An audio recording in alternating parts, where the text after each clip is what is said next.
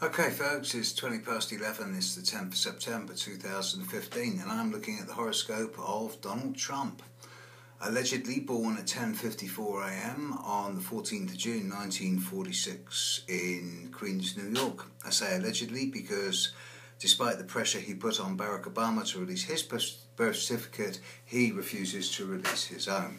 Nevertheless, the birth time is pretty good. It makes him a Gemini with the moon in Sagittarius, born on the full moon, and with Leo rising, with Mars on the ascendant in Leo. The ascendant is the armour you put on as you go outside the front door, and Leo rising is commonly seen as quite brash and quite feisty, and with Mars in Leo on the ascendant, not exactly subtle, tactful or diplomatic, much more, not so much abrasive as proactive, projective and assertive.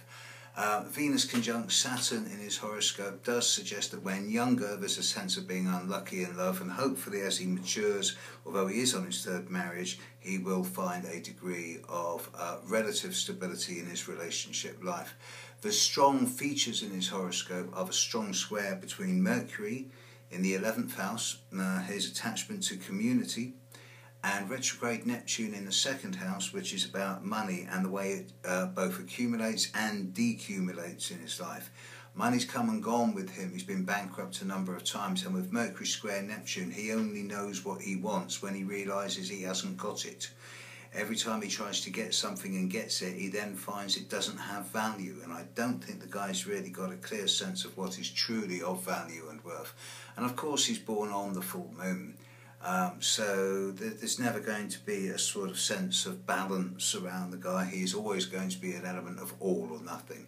Jupiter trine the Sun and sextile the Moon does bring an element of flamboyance and even optimism and hope. And I genuinely believe that he's a nice guy, or that he thinks he's a nice guy. It's just that I don't think he sees himself as the way the outside world sees him, with Leo rising and Mars on the ascendant, that he actually comes across as far more abrasive than he probably is in personal life. I went to Trump Tower and invited him down for a cup of coffee, but unfortunately he was too busy. That was on my first visit to New York a couple of years ago. With regard to current situation and current status, I note that Jupiter has just passed on his ascendant in this last couple of months and on his Mars, and that he has become ever more vociferous. He's certainly alienating a lot of people with, first of all, he alienated all the Mexicans, then he alienated all the blacks, and now he's alienating all the women. So I imagine that the powers that be in America, i.e. the Republican National Congress or whatever it's called, are kind of looking at him and thinking, well, you know what, I don't know that we can let this guy continue too much longer because he's alienating so many people. And he is the front runner for the Republicans, so it's going to be interesting to see what happens here.